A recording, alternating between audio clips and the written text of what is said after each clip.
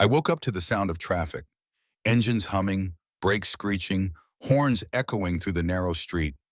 The pavement beneath me was hard and unyielding, pressing into my back like stone.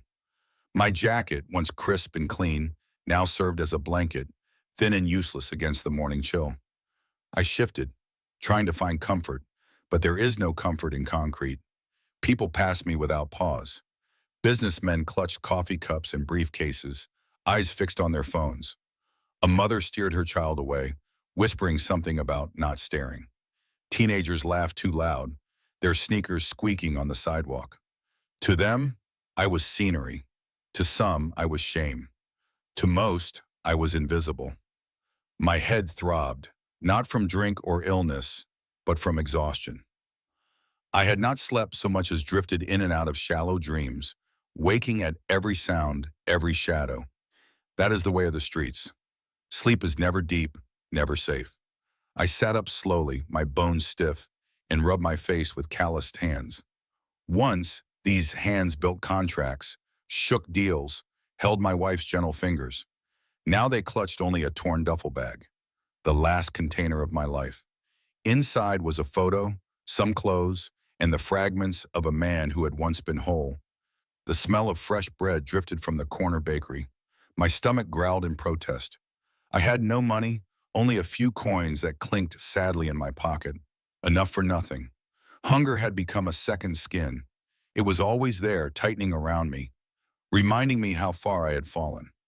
As I stood, brushing dirt from my trousers, my reflection flashed in a shop window. Hollow cheeks, beard unkempt, eyes rimmed with red. I didn't recognize him at first. Then I realized I was looking at myself. The man who had once worn suits tailored on Madison Avenue, who drove a silver BM, who had a wife who kissed him good morning, was gone. In his place stood a stranger, forgotten by the world. I walked down Broad Street slowly, each step heavy. I remembered walking these same sidewalks in better days, my wife's hand looped through my arm, laughter spilling between us. We'd stop for cappuccinos, plan vacations, argue over what show to watch that evening. Those days seemed like another lifetime. At the corner, a young man tossed his half-empty coffee into the trash. Instinct made me glance at it.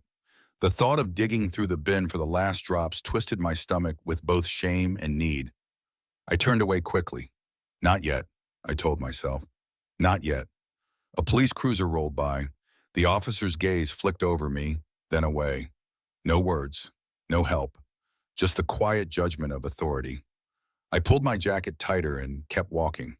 By noon, the sun burned overhead, baking the sidewalk until heat radiated through my worn shoes.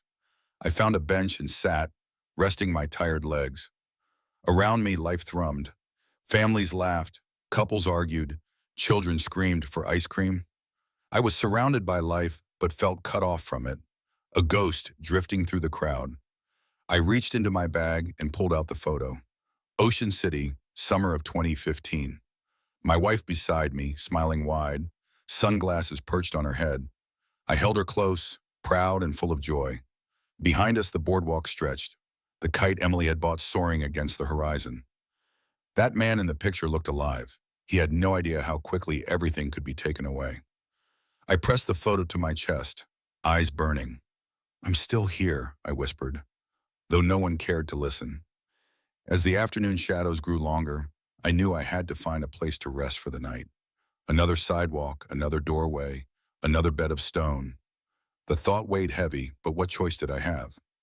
My fortune was gone, my wife taken by fate, and now the streets were my only inheritance. That night, as I lay down on cold pavement once again, I used my bag as a pillow. I listened to the city hum, cars, voices, laughter, and felt the ache of being unseen. Concrete pressed against my bones, reminding me that this was my life now. Not a nightmare, not a mistake, reality. I closed my eyes and prayed, not for riches, not for luxury, not even for sleep. I prayed only to be remembered. Before the sidewalk, before the hunger, before the shame, there was a life that felt solid and permanent, a life I thought could never vanish. I want to remember it here, not to torture myself, but to remind myself that once I was whole. Mornings began with sunlight streaming through tall windows, painting golden patterns across our bedroom floor. I would wake to the smell of fresh coffee. My wife Rachel always brewed it strong, and the faint hum of the city outside. She'd lean against the doorway with a smile, her hair tied back, holding two mugs. Rise and shine, she'd tease, and I would grin, knowing no matter how long the day ahead, I was already rich. I wasn't just a man in love, I was a man with purpose. I owned a small but thriving chain of car dealerships in New Jersey. I had started with one modest lot, selling used cars on credit, working long days and longer nights. Over the years, through grit and a little luck, I grew it into something bigger. Shiny showrooms, glossy brochures, commercials on local TV. My name meant something. Customers shook my hand, thanked me, trusted me. Money wasn't everything, but it made life comfortable. We lived in a wide colonial house with white shutters and a porch swing Rachel adored. Inside, hardwood floors gleamed. The kitchen smelled of roasted dinners, and laughter filled every corner. We hosted dinners for friends, holidays with family, quiet nights where Rachel and I sat side by side on the couch, her head on my shoulder as we watched old movies. Weekends were for joy. We drove down the shore in a convertible, hair whipping in the wind, music blasting. Rachel loved the ocean. She said it reminded her how small troubles really were compared to waves that never stopped coming. Sometimes we stayed overnight, walking the boardwalk at dusk, lights flickering on as the smell of fried food mingled with the sea breeze. I can still hear her laugh rising above the sound of crashing waves. At work, my staff respected me. I treated them fairly, paid them on time, asked about their kids' soccer games. I knew the weight of a paycheck. I knew dignity mattered more than profit.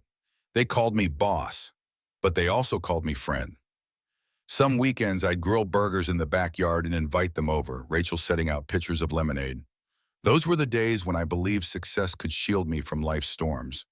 We traveled too, not far, not lavishly, but enough to make memories. Chicago in the spring with jazz spilling from bars. Florida in winter, escaping the snow. Rachel loved taking photos, her camera always hanging from her neck, capturing moments I sometimes thought were ordinary. Now, looking back, I realized none of them were ordinary. Each smile, each meal, each road trip was extraordinary because they were ours.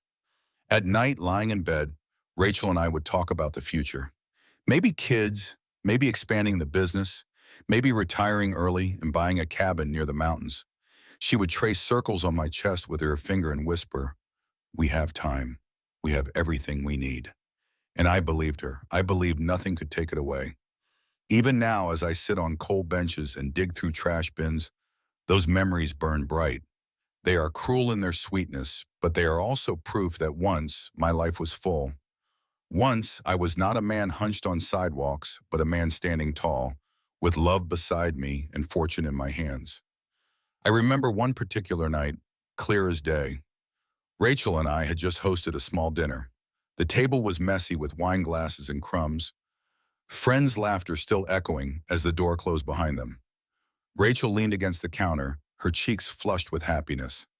"We're lucky, you know," she said. I walked over, kissed her forehead, and whispered, "I know. I did know. But I didn't know how fragile it all was."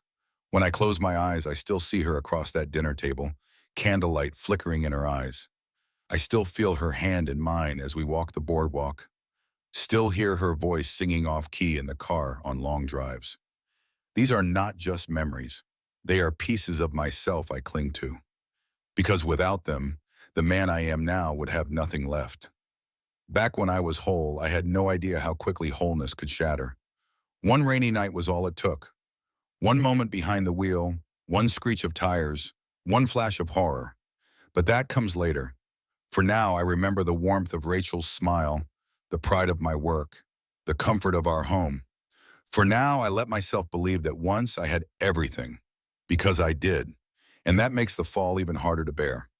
It was a rainy Friday night, the kind of rain that doesn't fall in drops but in sheets, hammering the windshield, blurring the world outside into streaks of gray and red. Rachel sat beside me, humming softly along with the radio, her hand resting on my arm. We had just left dinner with friends, our bellies full, our hearts light.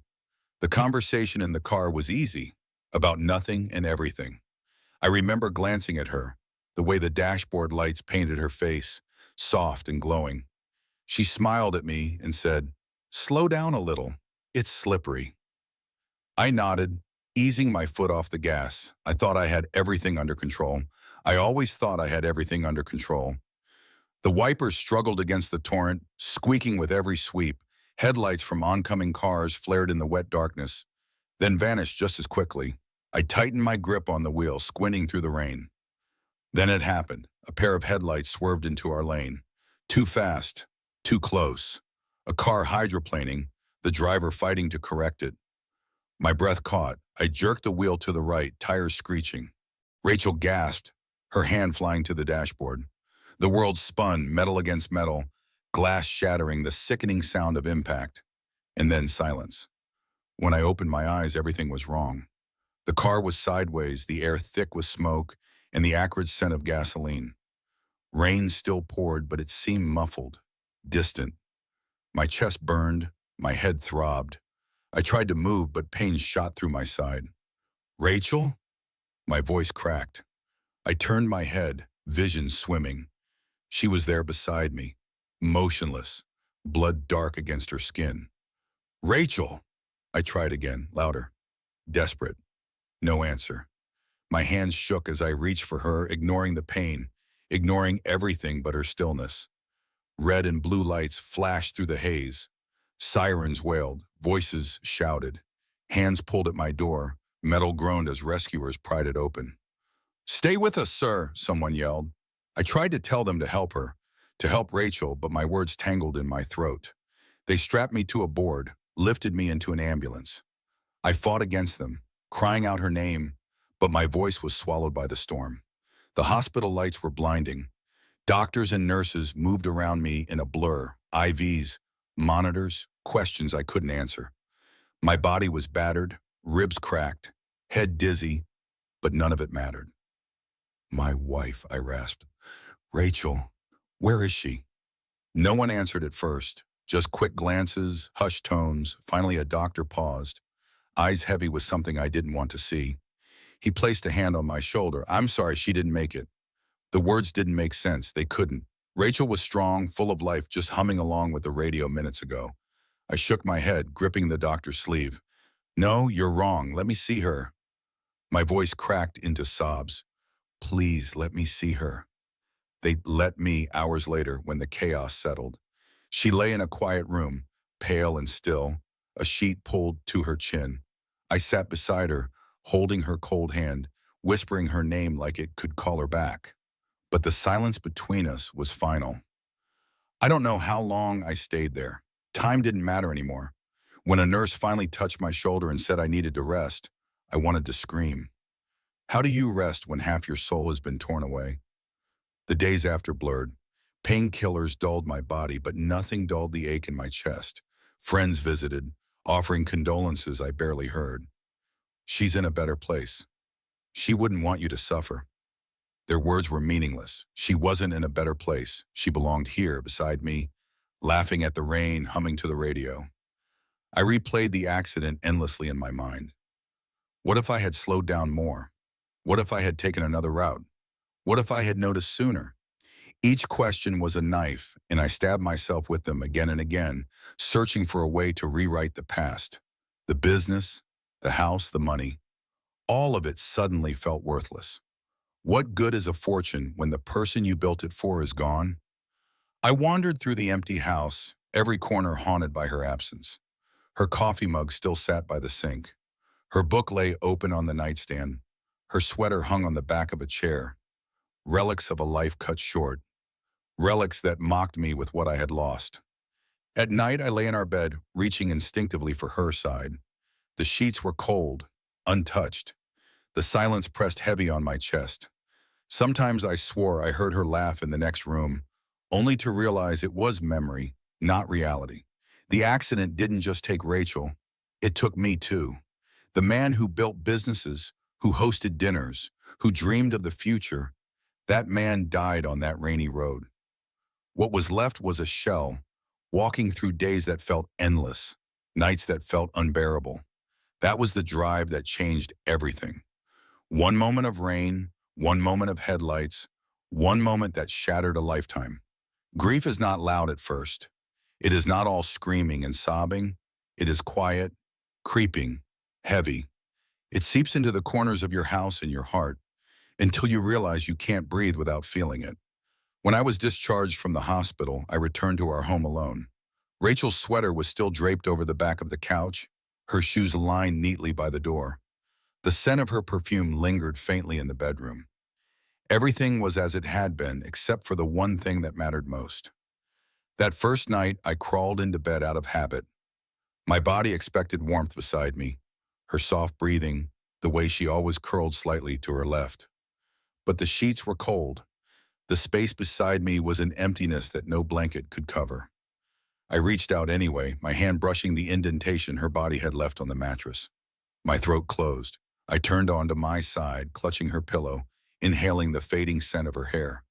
Sleep never came, only tears hot and endless, soaking the pillow until dawn. Days blurred into each other. I tried to distract myself with routines. I went to the dealership, but the laughter of my employees rang hollow. Customers shook my hand, their eyes flicking toward the scar on my forehead, their smiles forced. I signed papers, nodded at reports, but my mind was elsewhere, back in that rain-soaked car, back in the silence that followed. At home, I wandered like a ghost. I made coffee but poured it down the drain untouched. I cooked meals and left them half-eaten. The television played shows we used to watch together, but I couldn't bear the sound of canned laughter. Every corner of the house was a reminder. The porch swing she loved, the kitchen table where she doodled flowers on napkins, the photo albums she carefully organized, each page a chronicle of joy that now mocked me with its finality. Friends came by at first. They brought casseroles, flowers, cards filled with sympathy. They hugged me and whispered words meant to soothe. She's in a better place. Time heals all wounds. Their intentions were kind, but their presence was fleeting. Within weeks, their visits dwindled. Their lives continued as they should, but mine had stopped. Nights were the worst. I would lie in bed, staring at the ceiling, replaying the accident over and over. Rachel's gasp, the screech of tires, the impact, the silence alone. I wondered if she had felt fear in those final seconds, if she had thought of me, if she had known I was still there beside her. The questions were knives, twisting deeper each time. Sleep came only in fragments, broken by nightmares. In some dreams, she survived, and we laughed together again. Waking from those was torture, the cruel reminder that reality was colder. In others, the crash replayed endlessly, louder and louder, until I woke drenched in sweat, gasping for air. I tried counseling. A kind woman listened as I spoke, her pen scratching notes as tears ran down my face. She told me grief was a process, that I had to let myself feel it. But I didn't want a process. I wanted Rachel. No therapist could give her back to me. After 3 sessions, I stopped going. The dealership began to falter. My focus was gone. I missed meetings, ignored calls, forgot deadlines. Employees whispered when they thought I couldn't hear. Sales slipped, numbers dropped. My manager, a loyal man named Frank, tried to shoulder the load. "Take your time," he told me. But time didn't matter. Grief eats time as easily as it eats joy. One evening, I sat at the kitchen table, staring at the empty chair across from me. Rachel used to sit there, hair pulled back, reading the newspaper as she sipped her coffee. I spoke aloud, as if she were still there. "I don't know how to do this without you."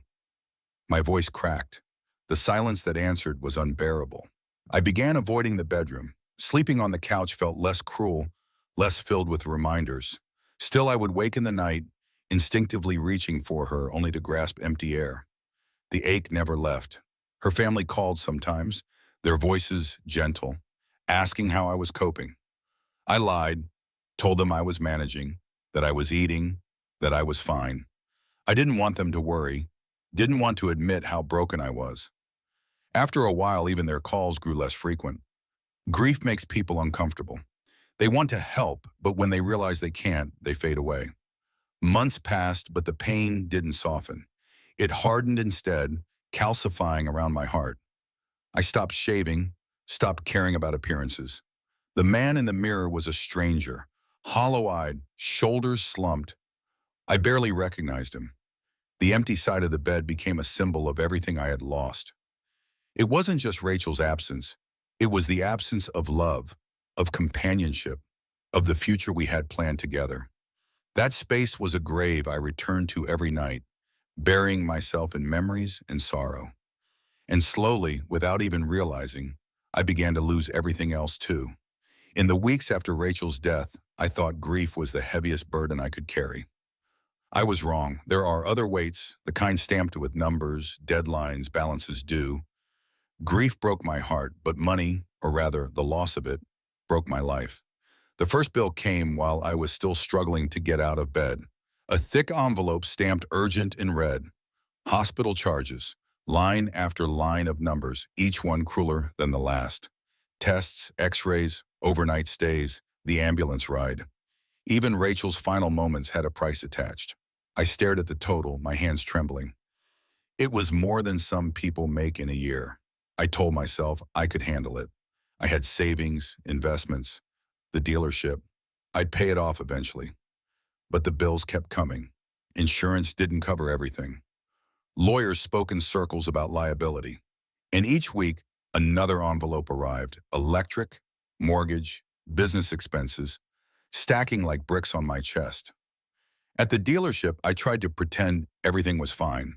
I wore the same suit, forced the same smile, shook hands with customers as though my world hadn't collapsed. But grief has a way of leaking out. My employees saw the change. I was distracted, short-tempered, often late. Deals slipped through my fingers. Cars sat on the lot too long. Numbers on the spreadsheets bled red ink. One afternoon, Frank, my manager, stepped into my office. "You need time," he said gently. "The guys can cover for you." I wanted to believe him, but time doesn't pay interest. Time doesn't stop the letters from piling higher. I stayed grinding through each day, but my heart wasn't in it. Customers noticed. Some stopped coming. Word spread the boss wasn't himself anymore. At night, I'd sit at the kitchen table surrounded by papers, receipts, statements. I'd rub my eyes trying to add and subtract, searching for a way to make the numbers align. They never did. The house, once filled with warmth and laughter, became a war room of bills and broken promises. Rachel's absence made everything heavier. Before we had shared the weight, she'd sit across from me, balancing the checkbook, making lists, reassuring me we'd figure it out. Now I sat alone in silence, drowning in numbers that refused to bend. I sold the convertible first, the one we used to take to the shore. Watching it drive away felt like watching a piece of us vanish down the street. Next went the second SUV, then the boat I rarely used but always bragged about. Each sale gave me a temporary reprieve, a little push out, a little breath, but the relief never lasted. Bills multiplied faster than assets disappeared. Friends grew distant, invitations stopped coming. People who once laughed in my living room now avoided my calls. Maybe they didn't know what to mum. Maybe my grief made them uncomfortable. Or maybe without Rachel, I wasn't worth their time. One evening, I found myself staring at a credit card statement. The balance was staggering. Minimum payments had doubled. Interest ballooned. I tore the paper in half, then into shreds. But the numbers remained in my mind, carved like scars. I thought money had once made me secure. I believed it was armor against the world. But when Rachel died, money became meaningless. What good is a fat bank account if the person you want to share it with is gone? Still, even as grief made money worthless, reality made it unavoidable. Creditors didn't care about sorrow. They wanted checks.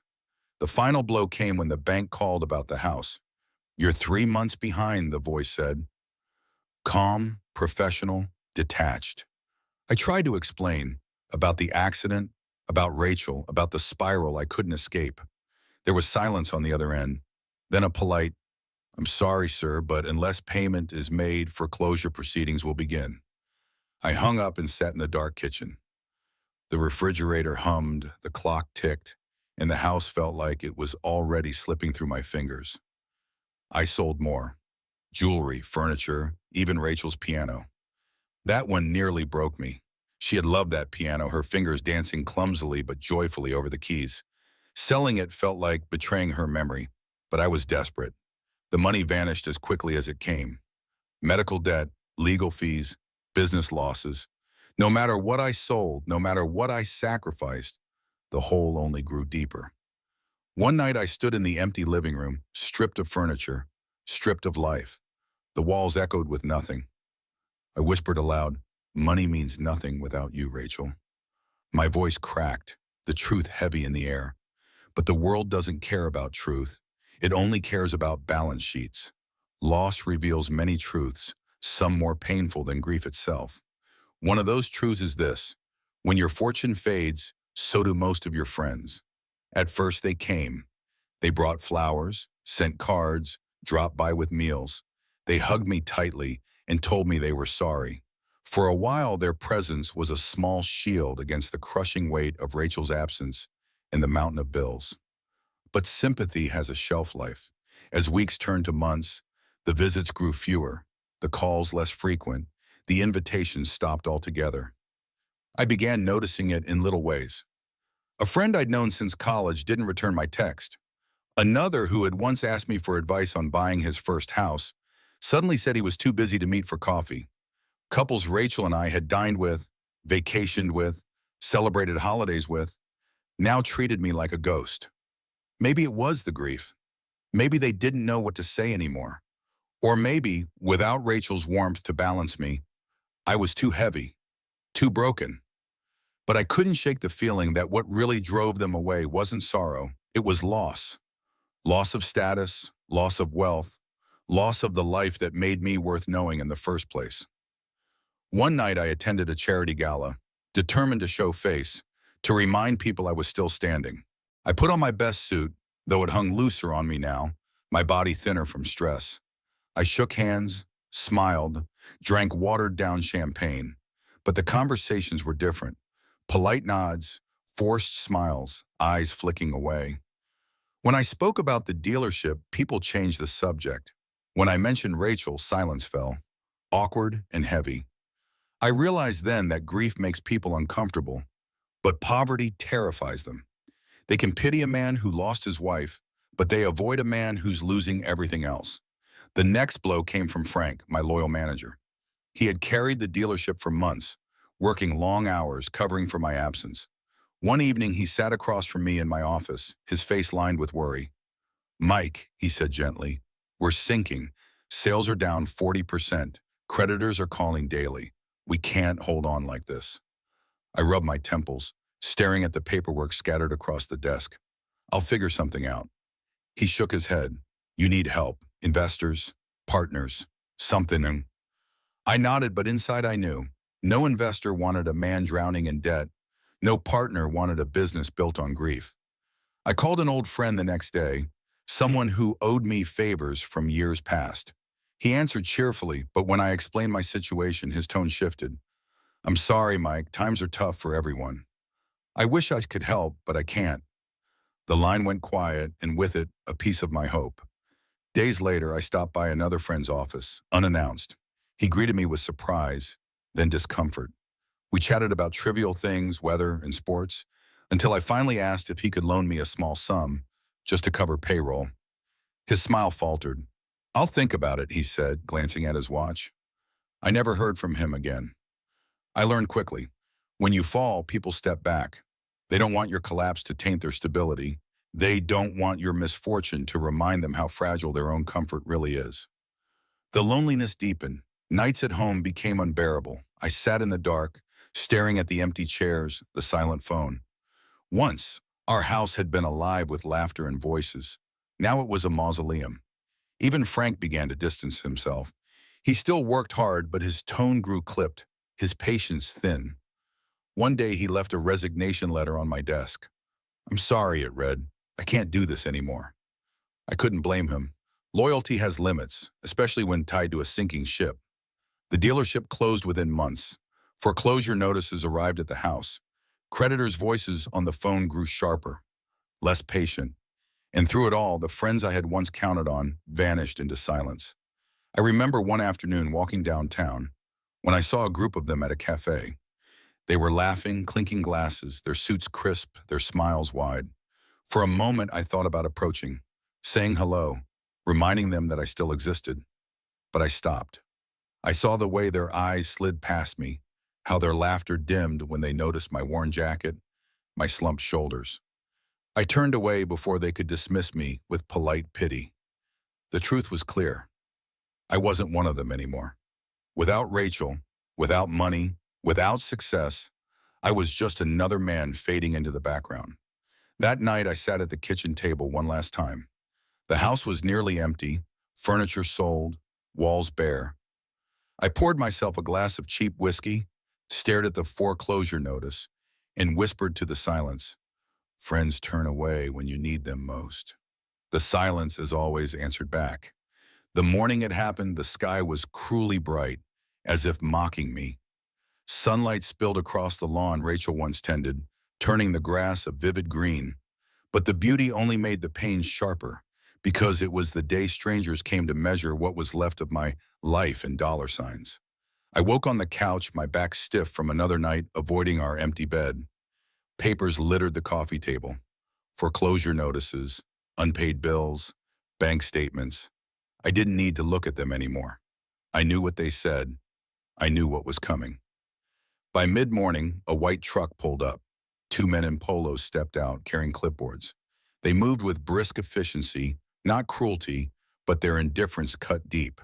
To them, this was just another property, another job. To me, it was the last piece of Rachel, the last shell of the life we built.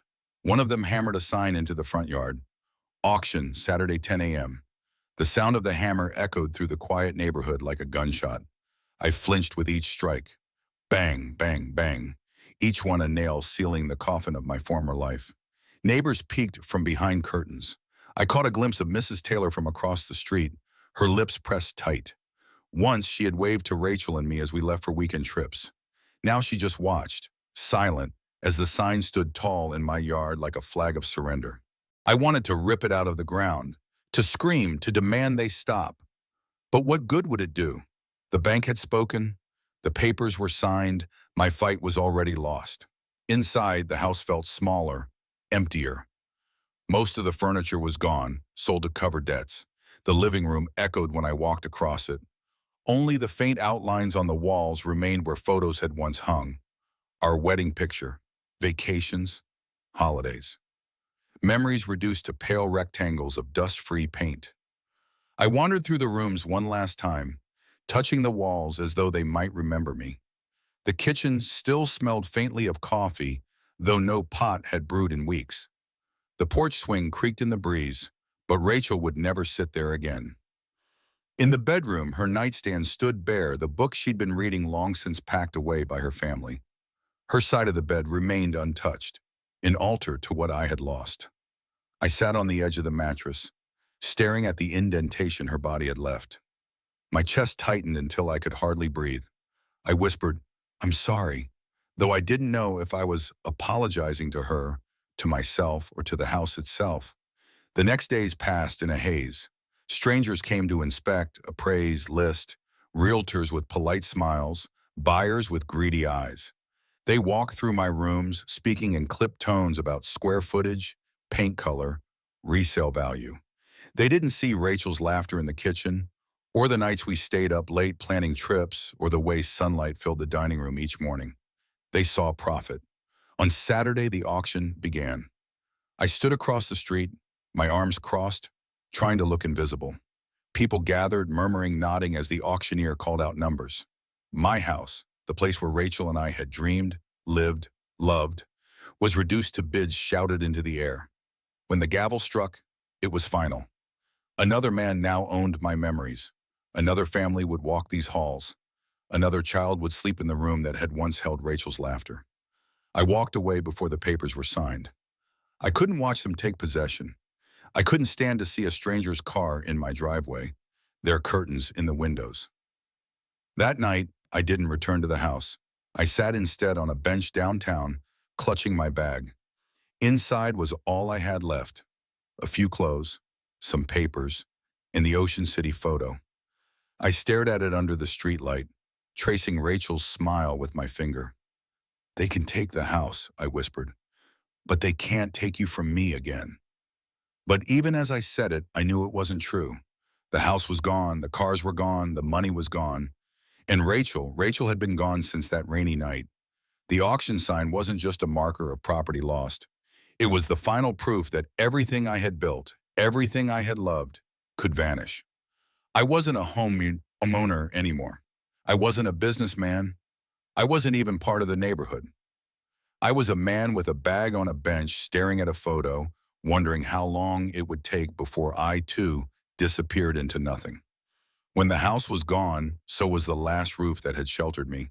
I had sold cars, furniture, even Rachel's piano, but at least I'd still had four walls to collapse into at night. Now, with the auction gavel still echoing in my ears, I had nothing but a bum and the streets. I wandered until the sky turned dark. I didn't know where to go. Hotels were out of the question. I had no money left. Friends had turned their backs. My brother, who once promised I could always count on him, stopped answering my calls weeks ago. Every option was gone. By dusk, my legs ached. I found myself in a quiet corner near the train station. Commuters hurried past, their shoes tapping against the pavement, their conversations about weekend plans and grocery lists. I stood still, clutching my bag, invisible to them all. When the crowds thinned, I lowered myself onto a bench. The metal was cold, unforgiving, but it was all I had. I pulled my jacket tighter around me and rested my head on the bag.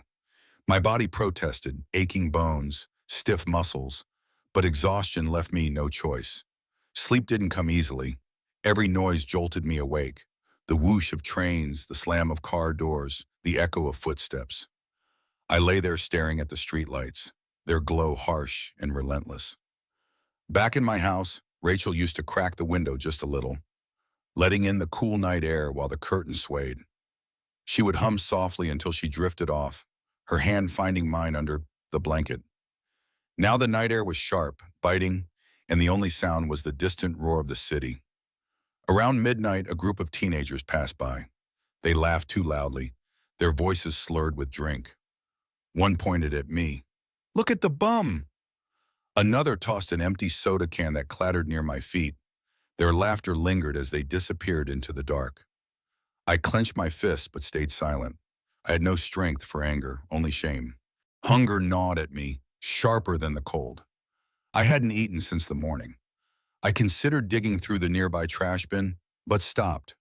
Not yet, I told myself. Not tonight, but as the hours dragged, the smell of discarded food became unbearable. By 2 a.m., pride gave way to desperation. I pulled open the lid, the stench hitting me hard. Inside, I found half a sandwich, soggy but edible.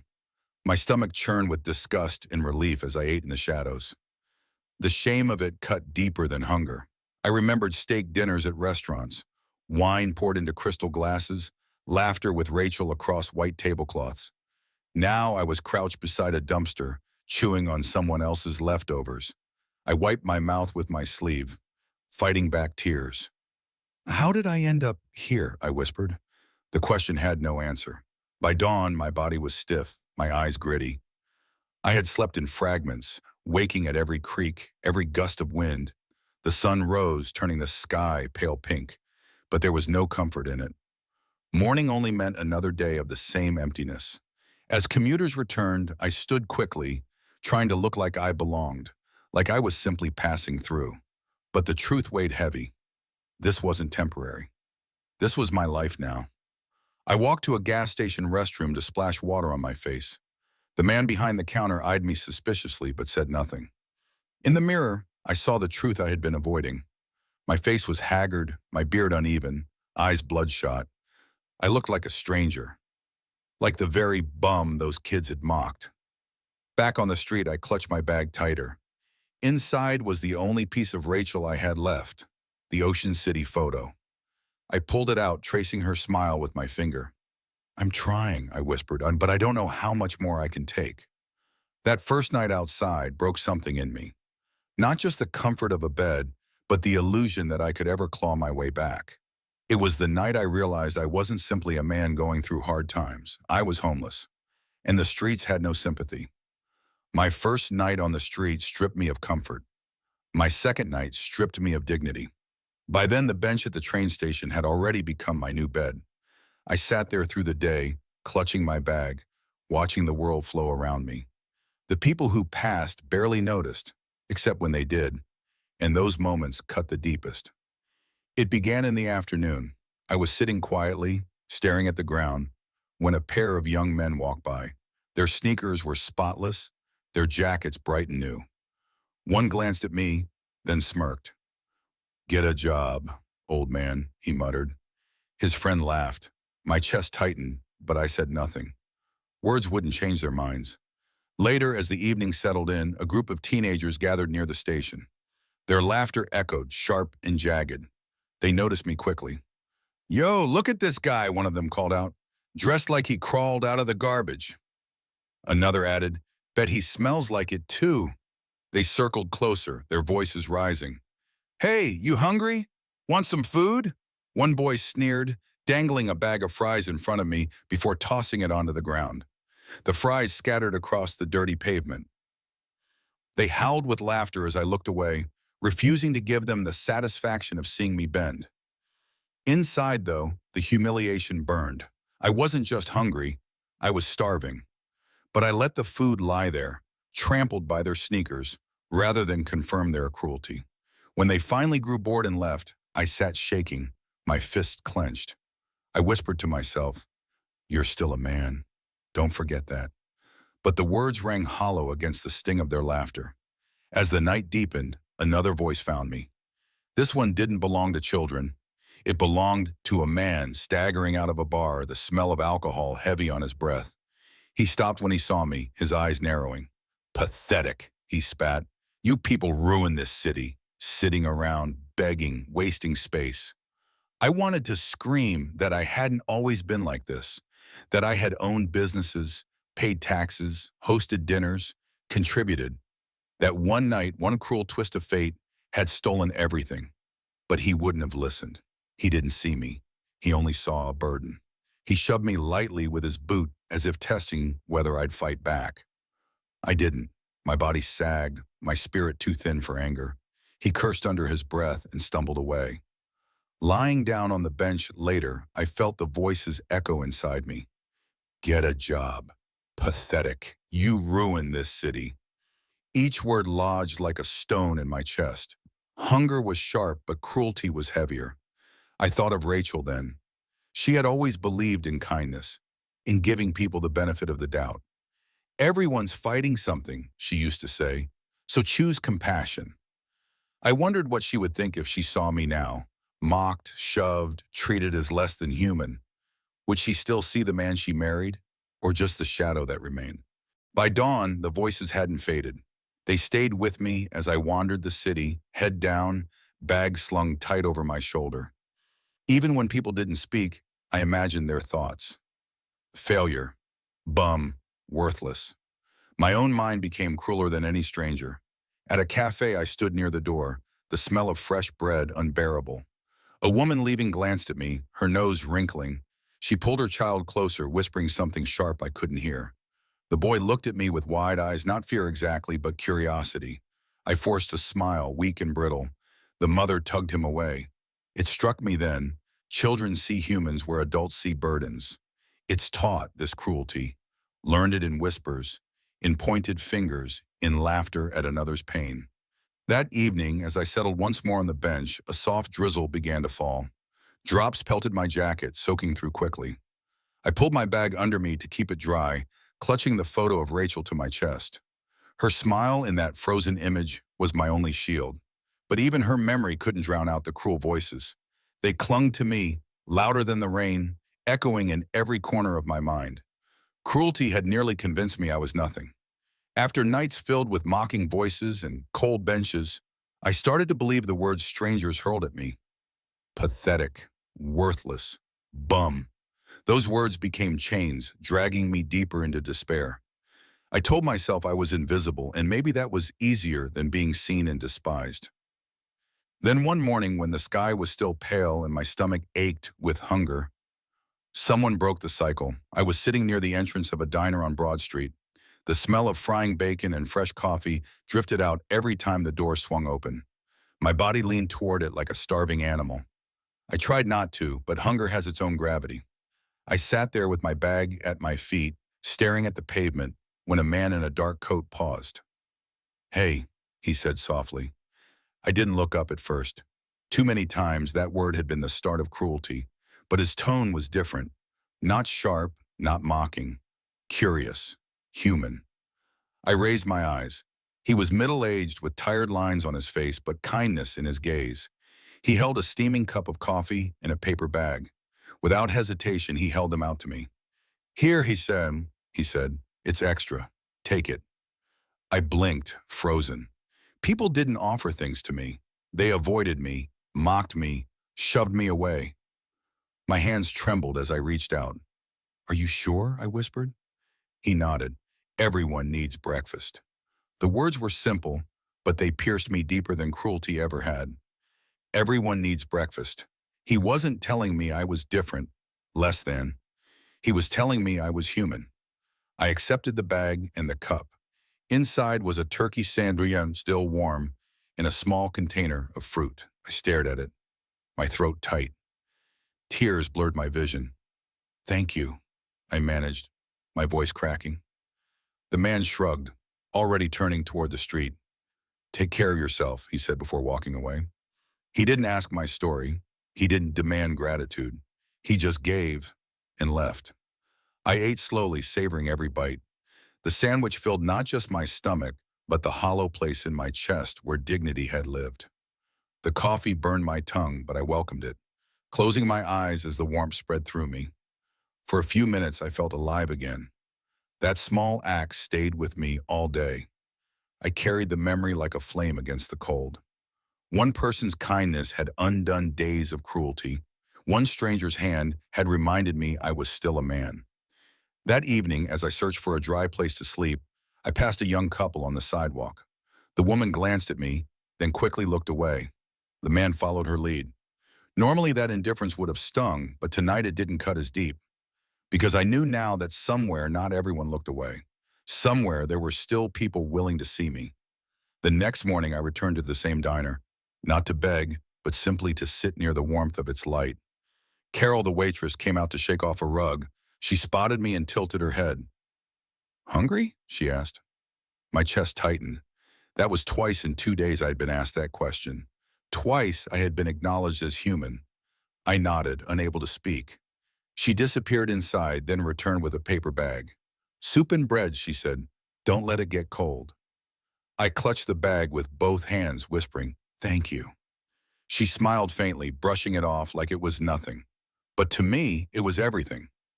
Over the following week, I lingered near the diner, not begging, just hoping. Sometimes Carol brought leftovers. Sometimes she simply nodded, acknowledging me. Each small gesture chipped away at the chains of worthlessness. I began to wonder if maybe, just maybe, I could survive this. Not because of strength, not because of willpower, but because in a world of cruelty, there were still strangers willing to reach out.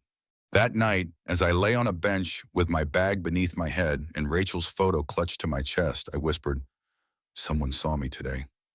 The words felt strange but good. I repeated them until sleep finally came. And for the first time in weeks, I dreamed not of loss, but of hope. Carol's kindness stayed with me. Each time she handed me a small bag of food or a steaming cup of coffee, I felt something I thought I'd lost forever, dignity.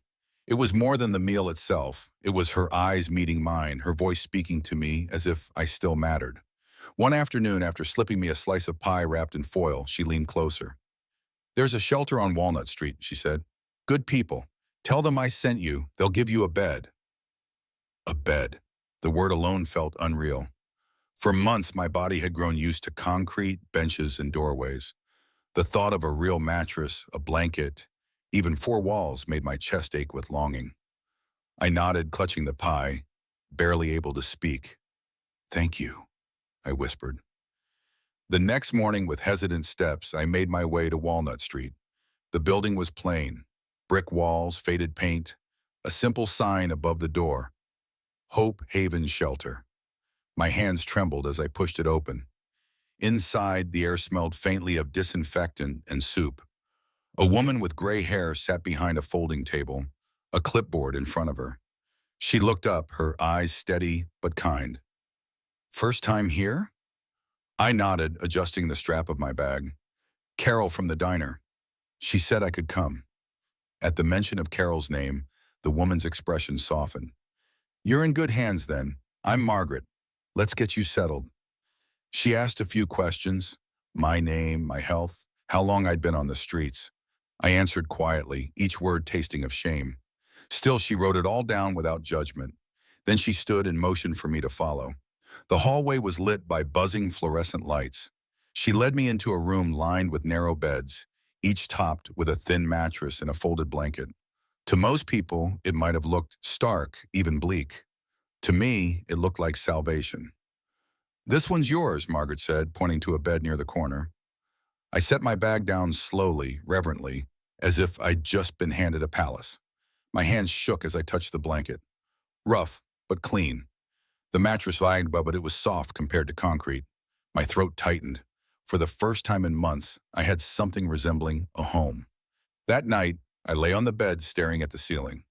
Around me, other men shifted in their sleep, some snoring, some coughing.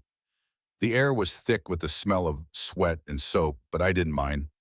As I stepped in, I pulled the blanket over myself and whispered, "Thank you, Carol," before closing my eyes. Sleep came deeper than it had in months. Morning brought oatmeal and coffee, served in plastic bowls. Volunteers smiled as they ladled food, greeting us like we were more than the labels the world had slapped on us. I ate slowly, savoring the warmth, the fullness in my stomach. It wasn't fancy, but it was enough. Over the next days, I learned the rhythm of the shelter. Chores in the morning, sweeping, mopping, wiping down tables. Afternoons free to search for work or simply rest. Evenings brought another meal, often soup and bread, sometimes pasta, always served with kindness. I met others there, a man named John who had lost everything after a divorce, a veteran named Sam who carried scars you couldn't see, a younger man named Eric who had fallen to addiction. Their stories were different, but the thread was the same: loss, survival, resilience. For the first time in a long while, I didn't feel completely alone. One evening, Margaret sat across from me at dinner. Her gray hair was pulled back, her eyes sharp but warm. "You've been quiet," she said. I shrugged. "I don't have much left to say." "You're more than what you've lost," she replied gently. "Don't forget that." Her words sank into me like seeds, fragile but alive. I carried them through the days, repeating them in my mind when the old voices returned. Pathetic, worthless, bum. Maybe I was more. Maybe there was still something left in me worth saving. I started helping more, fixing a loose hinge on a cabinet, tightening a wobbly chair. Small repairs, but meaningful. Tools in my hand made me feel like myself again. The man who built dealerships, who fixed cars, who once provided. The men thanked me. Margaret smiled, and for a brief moment, I felt useful again. At night, I still pulled Rachel's photo from my bag, tracing her smile with my finger. The pain of her loss hadn't lessened, but the sharp edges dulled when I remembered I was no longer out in the cold, no longer mocked in the dark. I had a bed, I had meals. I had a place where people saw me. The streets hadn't broken me completely. Not yet. The nights at Hope Haven were never truly quiet. Men coughed in their sleep, others shifted and muttered, and sometimes the air was filled with snores. Yet for me, that noise was a strange kind of comfort. It meant I wasn't alone anymore. After months of concrete pillows and cruel voices, I finally had a place to lay my head where people knew my name. Each morning, I woke to the clatter of breakfast trays, the hum of conversation, and the smell of oatmeal and weak coffee. It wasn't the life I had once known. No big house, no dealership, no Rachel humming in the kitchen, but it was something. And when you've been at the bottom, something feels like a gift. Still, grief clung to me like a shadow. Every night before sleep, I pulled out the photo of Rachel. Her smile, frozen in time, lit up my darkness. Sometimes I whispered to her, telling her about my day, about the shelter, about the kindness of people like Carol and Margaret. I imagined her listening, nodding, encouraging me to keep going. But as the days passed, I began to realize something I hadn't allowed myself to see. I was still here. I had lost everything: my wife, my fortune, my friends, my home, but I was breathing. My heart still beat, my legs still carried me forward. As long as breath filled my lungs, I wasn't finished. One afternoon, Margaret asked me to help repair a shelf in the pantry. The screws were loose, the wood sagging under the weight of canned goods. I found myself kneeling with a screwdriver, tightening the bolts, steadying the frame. When I stood back, satisfied with the a young volunteer clapped his hands. "Nice work, sir," he said with a grin. Sir, it had been a long time since anyone called me that. The respect in that word almost undid me. I nodded quietly, but inside something fragile began to rebuild. Later that week, Carol stopped by the shelter. She brought a tray of pies and set them down with a smile. When she spotted me, her eyes lit up.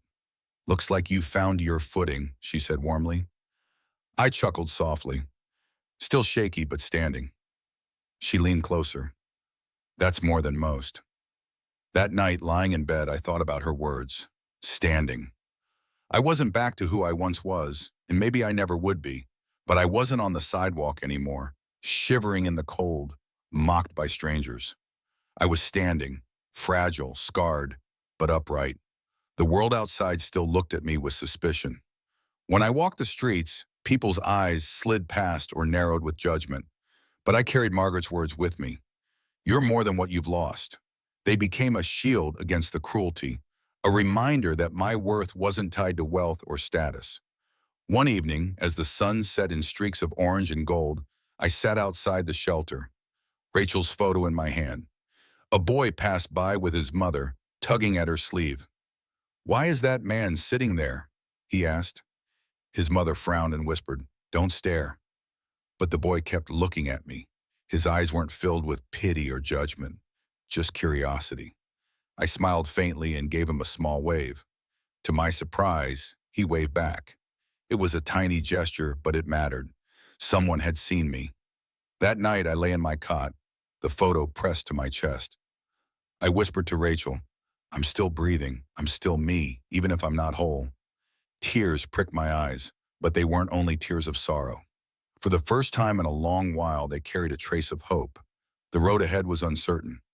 Maybe I would never reclaim what I'd lost. Maybe the scars would always ache. But I had survived nights of hunger, voices of cruelty, and the crushing weight of grief.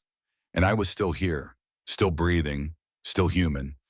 And as long as I was both, there was a chance, no matter how small, that tomorrow could be better.